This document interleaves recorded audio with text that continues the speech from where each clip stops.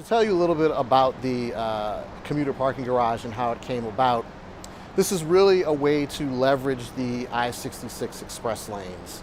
The I66 Express lanes allow for a much more unencumbered access and mobility for transit. And so the facility is really about connecting things via transit, but it's also about connecting things through all modes.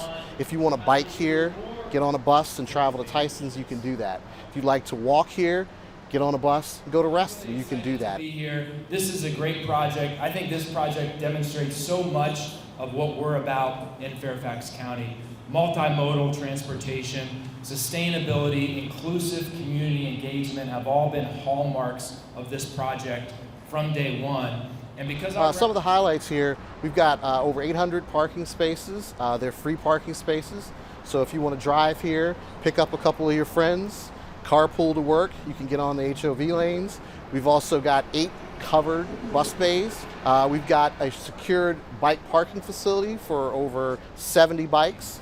This garage is on track to achieve the county's first silver Park Smart certification because of the sustainable features that have been incorporated.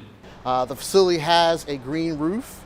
It will eventually have solar panels. We're also working to install electric vehicle charging stations. So this facility has really everything you need.